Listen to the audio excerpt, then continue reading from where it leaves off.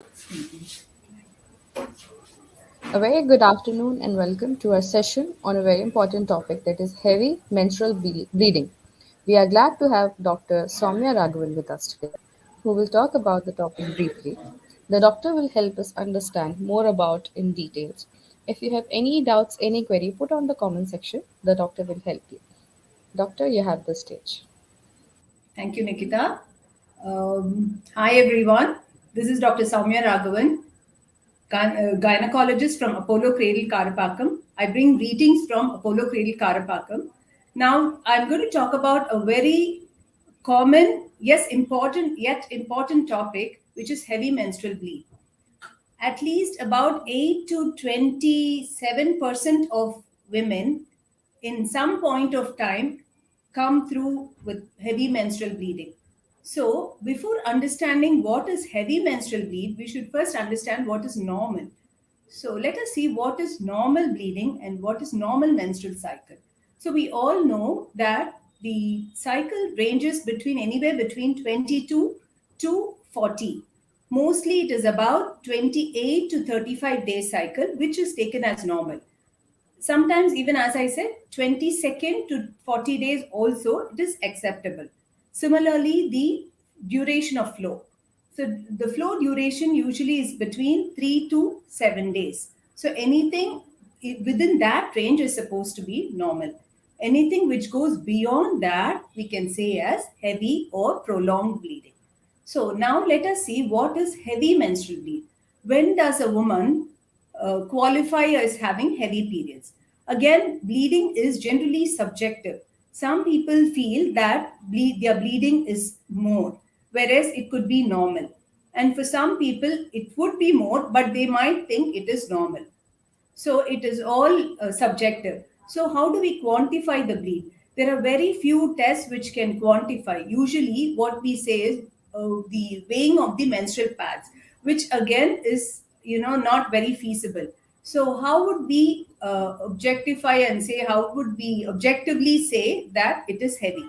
So one thing is the bleeding duration. If it lasts for more than 7 days, then we say it is heavy. Similarly, the passage of clots. If the bleeding is the fluid blood, it is all right. But if they start passing clots, small clots again is acceptable. If the clot size is about more than 2 centimeters, then it is heavy. Similarly, the changing of pads, say every 1 to 2 hours they keep changing, then it is considered heavy. Supposing there is sudden flooding, what do we call? What do we mean by flooding? Suddenly the woman has a profuse bleeding which soaks the pad, it goes beyond and it soaks the underpants as well as the sheets or the sofa in which she's sitting. That we call it as flooding. If that is the case, then we take it as heavy menstrual bleed. And also, if the woman feels tired, if she is lethargic, she was earlier active and now she feels that she cannot do her day-to-day chores, then it is heavy. Also breathlessness. All these symptoms tell us that somewhere something is wrong and the bleeding is heavy. So next, let us look at what causes this heavy menstrual bleed. So one is hormonal imbalance. Say hormones, we could say we all know about PCOS. Most of the young girls have PCOS. I wouldn't say most, at least about 10% of the young girls fall in the category of polycystic ovarian disease. So that is hormonal imbalance. Similarly, hypothyroid. A lot of women in their reproductive age group face this problem of hypothyroidism, that is less thyroid hormones, which can affect their menstrual cycle. Sometimes even hyperthyroid can affect the menstrual cycles, but most commonly it is the lower level of thyroid hormone which affects the menstrual cycle. Apart from the hormonal changes, hormonal disorders, we also have something called bleeding disorders. This is the blood clotting tendency may not be right. Say some factor in the blood clotting mechanism may be deficient, and that can cause the young girl to bleed more. This commonly is picked up in the adolescent age group. When they have uncontrollable bleeding, then we'll have to look at their clotting factors. So that is another reason. These are, The clotting factors, we don't see that often, but we do face, some young girls do face this problem. Now, coming on to physical problems, these are hormonal problems, which I said thyroid, PCOS, and all that. We have something called physical, changes in the uterus. Like the woman can have a polyp or she can have a fibroid. Now, what do we mean by polyp? Polyp is a growth in the inner layer of the uterus, and that can increase the surface area of the inner lining, thereby increasing the menstrual flow. Similarly, fibroids. What are fibroids? Fibroids are benign growths on the uterus. They are non cancerous, but they can cause a heavy menstrual bleed. How does this cause? So, when the fibroid, I said it's a growth in the muscular layer of the uterus. So, what happens is the muscle layer cannot contract, the uterus cannot contract to control the blood vessels, bleeding from the blood vessels, which are interlacing in between. So, the fibroids, when it is present in the muscular layer, it prevents the proper contraction of the uterus, and thereby they could have heavy menstrual periods. Also, when the fibroid is placed in the inner lining, see, the fibroids could be in three positions. It can be on the outer layer, which is called the serosa. It can be in the muscular layer, which is intramuscular, and it can be in the submucosa, which is in the around the endometrial region. So, if it is in the subserosal outer layer, doesn't cause much problems. Whereas, if it is in the muscular layer, I said it prevents the contraction, proper contraction of the blood vessels. When it is in the inner layer, again, the surface area is more, plus the contraction doesn't happen properly, so there is more bleeding happening in fibroids. The other conditions could be endometriosis or adenomyosis. Endometriosis is, what do we mean by endometriosis? Endometriosis is the endometrial lining is present outside the uterine cavity. It is present, it could be present anywhere in the pelvic area, like it could be in the ovaries, it could be in the tubes, it can be behind the uterus, it could be in the bladder. So, this endometrium will keep proliferating every time there is menstruation, and thereby it creates a environment where the structures adhere to each other, and these also cause heavy menstrual bleed. The same, the inner lining, if it is present in the muscular layer, we call it as adenomyosis. Both these conditions are almost similar in terms of causing heavy menstrual bleed as well as painful periods. Apart from that, you could have some pelvic infection which can cause heavy periods. Um, and of course, pregnancy related conditions. Sometimes it could be a pregnancy which is missed, and it could go on causing, the woman may not realize she was pregnant, it could have miscarried, and then she could have heavy periods. So these are usually the causes of heavy menstrual. What do we do when somebody comes into the clinic with heavy menstrual bleed? First, we have to assess the woman. Probably we would take a woman or a young girl. We just have to take a detailed history, do a physical examination. If the girl is sexually active, then we prefer to do an internal exam also, because simple things like polyp and all can be obvious while examining. Similarly, even the fibroids we can make out by the increase in size of the uterus. And then we also run through some tests. What tests do we commonly do? One is the blood count, because we need to check on the hemoglobin, and it also provides information about the platelets and other things to see if there is any clotting disorders. And then we have to do the thyroid test. As I said, hormonal imbalances can cause abnormal bleed, heavy uterine bleed. Also, if it's an adolescent girl, we go through some tests called the, again, the hormonal test, which is like follicular stimulating hormone, LH, free testosterone, all these tests we run through. After that, we also ask for an ultrasound.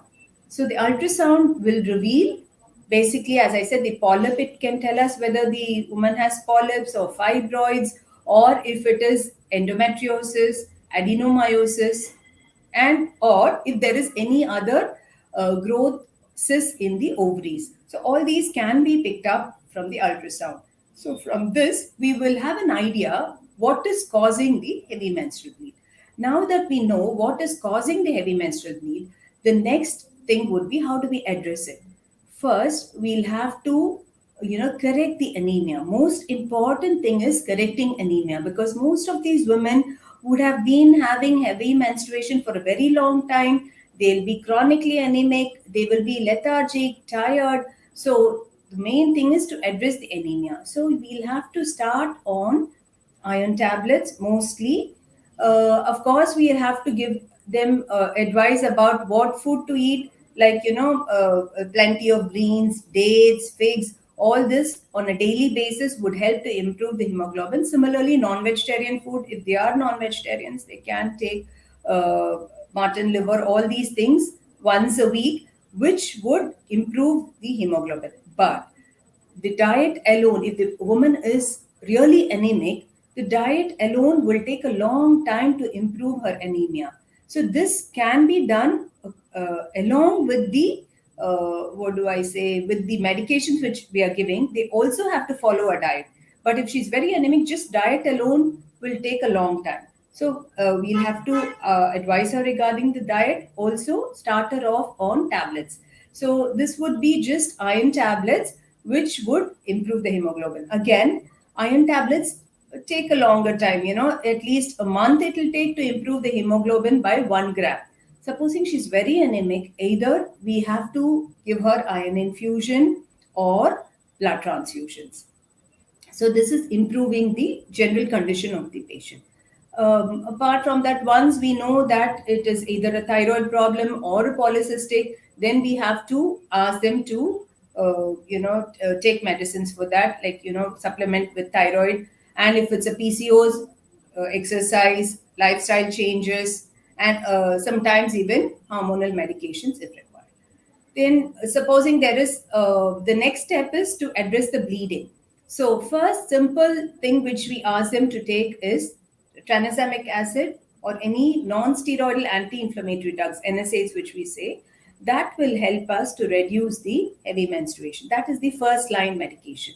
Supposing the woman does not respond to this, then we move on to the hormonal medications. Hormonal medications, we could have either oral contraceptive pills or progesterone tablets.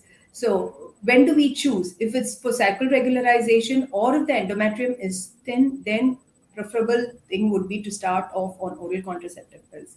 But supposing the woman has a thickened endometrium, then I think it is a good idea to start her on progesterone tablets. Supposing the woman has heavy menstruation and month on month she is not okay with taking the tablets, that is the progesterone tablets, then I think it would be, we could advise her regarding the medicated IUCD, which is called Mirena. That is actually very good for these women who have heavy menstruation. They need not take anything orally. At the same time, the Mirena doesn't have any systemic side effects, so they can be comfortably wearing the coil inside, which releases the hormone locally, thereby preventing the thickening of the uterine lining, which is the endometrium. Apart from that, as I said, any physical,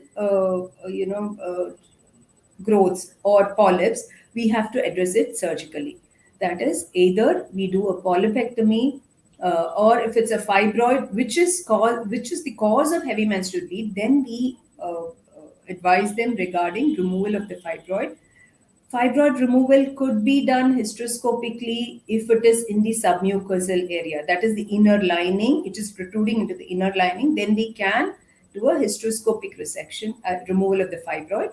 Or if it is on the outer layer or in the muscular layer, we can do a laparoscopic removal of the fibroid. Supposing the woman has completed her family and she is not desirous of any future fertility, and if any of these measures fail, then we can offer her hysterectomy. There is something called endometrial ablation, which is like we don't find any fibroids, we don't find any polyps, there is nothing wrong, but the woman keeps bleeding heavily. Then we have something called the endometrial ablation. Endometrial ablation is like, you burn or cook the inner lining of the uterus. Though that is not very often done here, but we do have that option of endometrial ablation. And the last option, as I said, is hysterectomy. Either it could be laparoscopy or open surgery. If there is any further questions, probably you can ask me.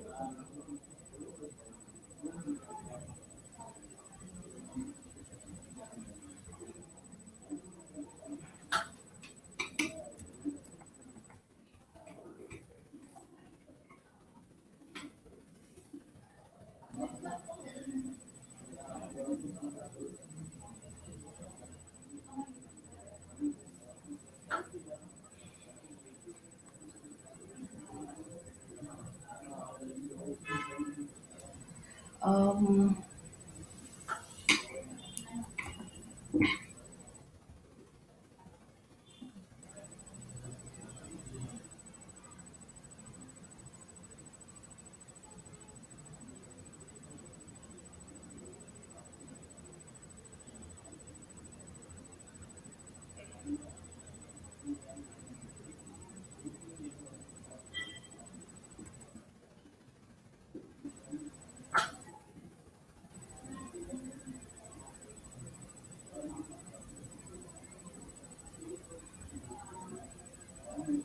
I think if there are no questions, then I think we'll call it a day. Thank you, everyone. Thank you for giving me this opportunity to talk to you and educate you. Probably you can clarify. You can pass on your comments in the chat box and clarify any of your queries.